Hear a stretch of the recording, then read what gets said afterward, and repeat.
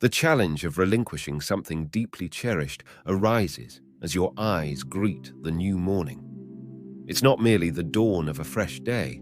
It's an awakening to a loftier purpose, a profound calling that transcends the confines of the physical realm. You are not just a mortal being, you are a spiritual voyager on a wondrous odyssey, and your existence holds grander dimensions than your wildest imaginings.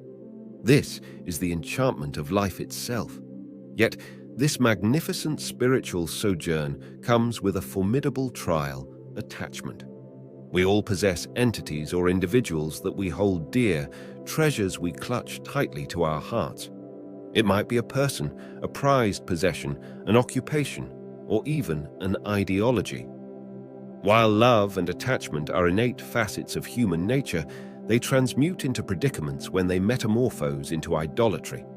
Anything you become so ensnared by that you believe life would cease to have meaning without it metamorphoses into an idol. It mutates into a distraction, diverting you from your true purpose. When you ardently profess your incapacity to exist, sans a particular someone or something, the universe listens with rapt attention. It's akin to sounding a spiritual clarion call, beckoning forth a lesson that you are yet to fathom. These spiritual tests serve as the universe's litmus test, scrutinizing the allegiance of your heart. Are you steadfastly devoted to your higher calling, or have you become entangled in the intricate web of earthly attachments? If you find yourself clenching onto someone or something so tenaciously that your very survival appears imperiled without it, the universe will inevitably unveil a different reality. You shall confront a challenging yet enlightening experience of existence devoid of that which you held dear. This is not a punitive measure, but a vehicle for your growth, an opportunity to rediscover your true self. The universe endeavors to impart the wisdom of being an independent, complete entity in your own right. This notion reverberates through the annals of philosophical and spiritual teachings, ranging from Buddhism's advocacy for non-attachment to Stoicism's exhortation for emotional resilience. The universe, in its infinite sagacity, will probe your readiness to relinquish even those components you deem integral to your identity. These trials exist to unveil whether you prioritize these attachments over your soul's ultimate mission. Before bestowing upon you greater responsibilities or more profound spiritual enlightenment, the universe yearns to ascertain the veritable inclination of your heart. Does your heart fixate fervently on ephemeral terrestrial gains, thereby veiling the grander expedition you are embarked upon? It is a test of your focus, an inquiry into whom or what you pledge allegiance to. Are you a captive of your attachments, or do you willingly partake in the majestic choreography of life, ever ready to flow with the currents of spiritual evolution? In the eloquent words of Rumi, you were born with wings. Why prefer to crawl through life? Life beckons you to unfurl your wings, to soar beyond the mundane and the corporeal, and to embrace your loftier vocation. Each time you sever an attachment, each time you shatter an idol, you draw nearer to the heavens. The objective is not to extinguish love or passion, but to ensure they do not barricade your path to your ultimate purpose. Remember, you are not defined by the possessions you clutch, but by the wings you spread. Every time you navigate successfully through a spiritual trial, you emerge fortified, enlightened, and more attuned to your authentic self. You come to the realization that you are not a diminutive entity adrift in the cosmos. You are the cosmos experiencing itself. That is your loftier calling, life more monumental than life itself, and that is the expedition worth embarking upon, devoid of detours or distractions. The test of patience materializes when you encounter prolonged waits. In an age saturated with instant gratification, where every desire appears just a click away, the notion of waiting for something of substance seems antiquated. We have been conditioned to anticipate rapid solutions, instantaneous outcomes, and immediate gratification. Nevertheless, as you embark on a spiritual voyage, awakening to a profound calling, you swiftly discern that the universe operates on a distinct timeline. Patience transcends mere waiting. It encompasses maintaining equanimity while waiting, as espoused by Joyce Meyer. The test of patience may well be one of the most formidable trials on your spiritual journey, particularly in an era where technology and modern conveniences have cultivated an expectation of instantaneous access. Waiting can feel like torment. It may give rise to the perception that something is awry. You might question, if it is destined, why does it not unfold now? However, let us reframe this perspective. Waiting intervals are not mere lacunae in time. They are deliberate intermissions, teaching us that life pulsates with rhythms and cadences, crests and troughs. The universe orchestrates delays not as punitive measures, but as arenas for training, imparting lessons on life's intrinsic unpredictability. Each delay constitutes an instructive moment, an opportunity for you to apprehend that life will not invariably align with your pace or agenda. Yet, this is not a negative circumstance. It is a chance for enrichment. What is the universe endeavoring to convey to you during these interludes? It inquires whether you are willing to persist, to await that which you earnestly yearn for, or if you will forsake your path because circumstances are not aligning with your preconceptions. These queries are not intended to vex you, but to challenge you, to fortify your determination, and to deepen your comprehension of yourself and your expedition. Bear in mind that the universe is not prolonging your wait as an act of chastisement or denial of your aspirations. You are required to wait to develop a more profound appreciation for that which you await, to experience it more profoundly upon its eventual arrival.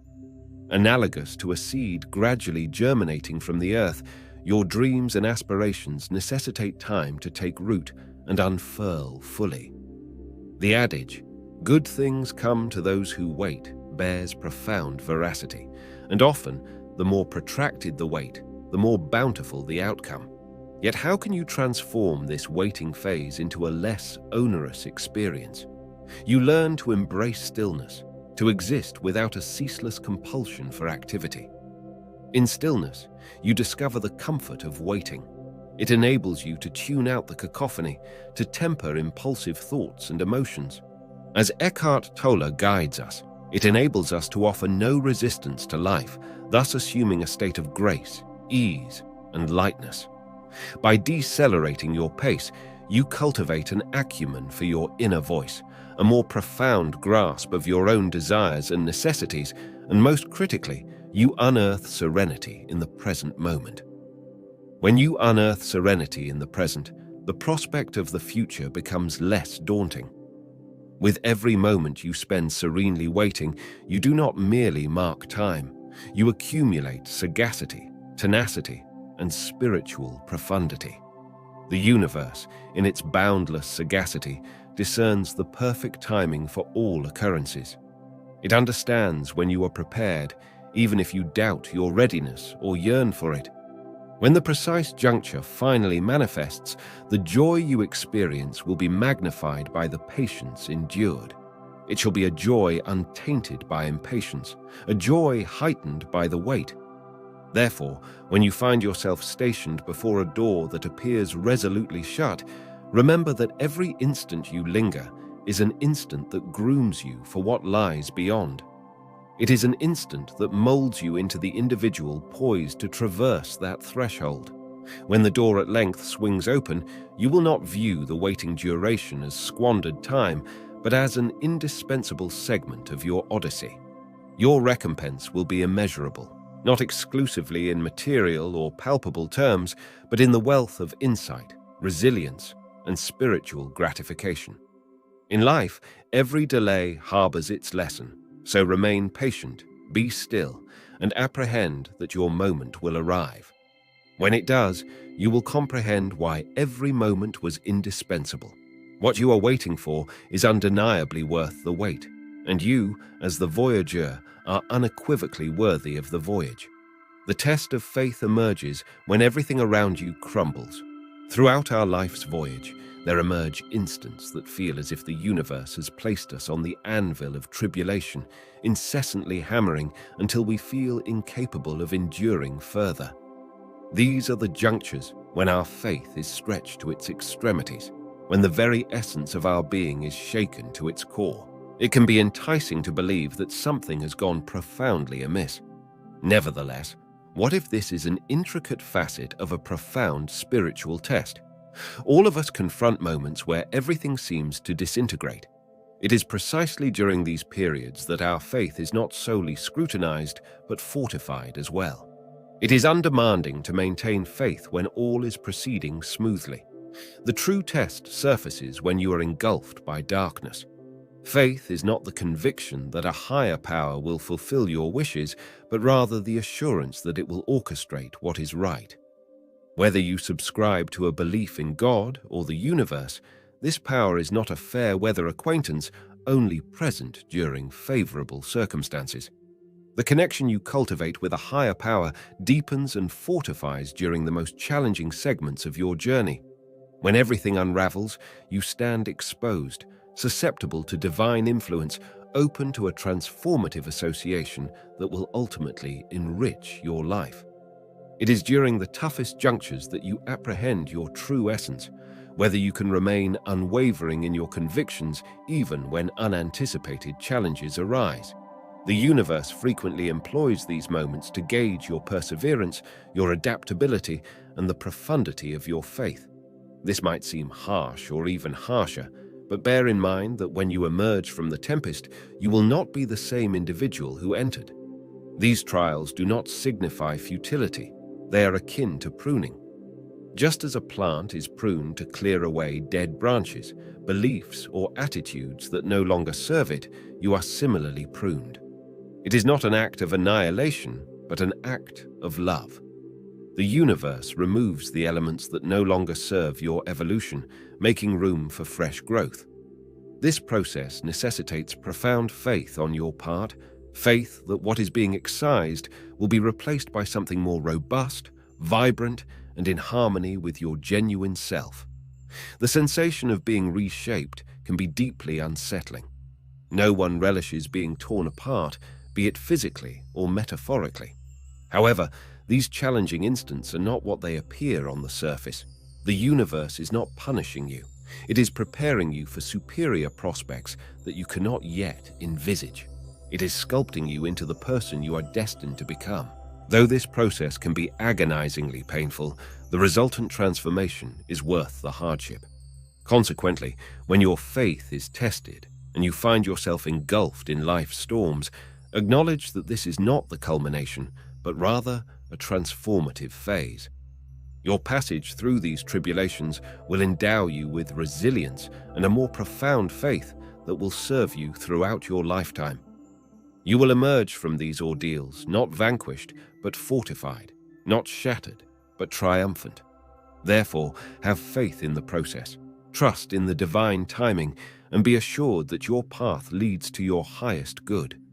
The universe is not attempting to break you. It is endeavoring to mold you into the finest version of yourself. So, even when your faith feels shaky, grasp onto it, because beyond these trials awaits a more robust, resilient, and profoundly connected version of yourself, more aligned with the divine than you ever imagined. My cherished companions, this is not solely about enduring life's tempests. It is about learning to revel in the rain, to uncover light even in the darkest recesses of our existence. Stay ignited, stay inspired, and most importantly, remain true to the extraordinary journey that is uniquely your own. Should you have derived inspiration from this message, join me in my mission to disseminate it to those who may be in need of its wisdom. I extend my wishes for a splendid day ahead.